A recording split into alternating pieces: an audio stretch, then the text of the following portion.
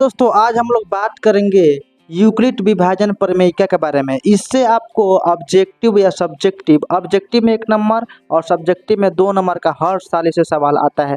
तो चलिए हम लोग जान लेते हैं यूक्लिड विभाजन प्रमेयिका या यूक्लिड विभाजन एल्गोरिथम क्या होता है। देखिए जैसे मान लीजिए कोई संख्या है, यहाँ पर दिए 12 और यहाँ पर दिए 15।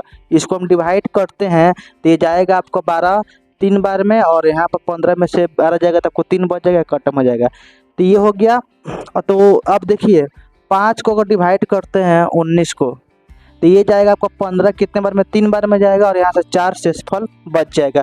उसी प्रकार अगर 6 को अगर 37 से भाग देते हैं तो 36 कितना बार में होता है, 6 बार में, 1 बार में। तो देखिए जो है यहाँ पर 3 बचा है, 4 बचा है, और यहाँ पर क्या बचा है, 1 बचा है। तो ये हो जाएगा आपका शेषफल। क्या हो जाएगा दोस्तों, शेषफल। ये हो जाएगा आपका भाजक, और ये हो जाएगा आपका भागफल, और जो बीच में बच जाता है वो होता है भाज्य। तो आप यहाँ पर लिख सकते हैं, यहाँ पर भाजक, भाजक, यहाँ पर अंदर क्या हो जाएगा, भाज्य, और इधर क्या हो जाएगा, भागफल। जो आपका आंसर आता है वही होता है क्या, भागफल। जो नीचे बच जाता है वो क्या होता है दोस्तों, शेषफल होता है।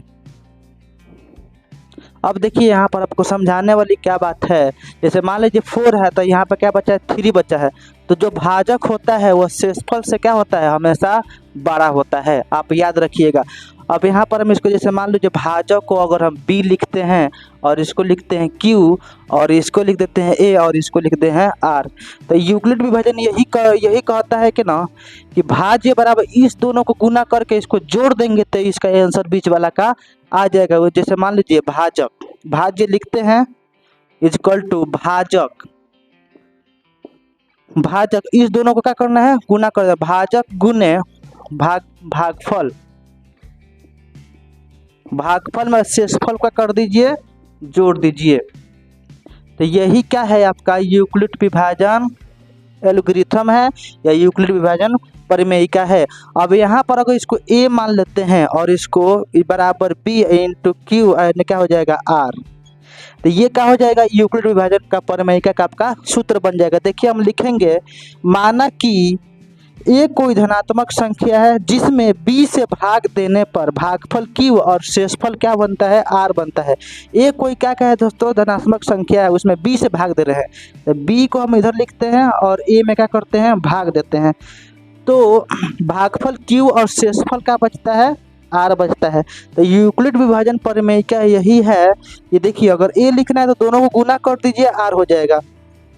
इज इक्वल टू लिखेंगे B Q, B into Q plus R, यानी ए बराबर हो जाएगा formula B Q plus R.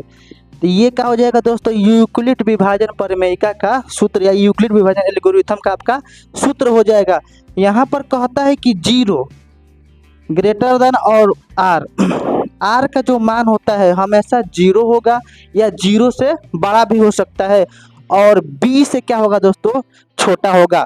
यानी b होगा r से बड़ा होगा और b से क्या होगा, r छोटा होगा।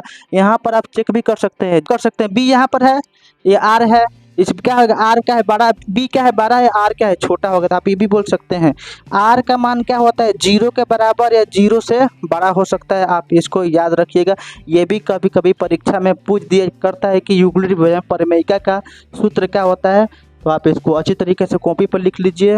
आशा करता हूँ कि आप लोग को वीडियो समझ में आ गया होगा। तब इसको कॉपी पर अच्छी तरीके से लिख लीजिए।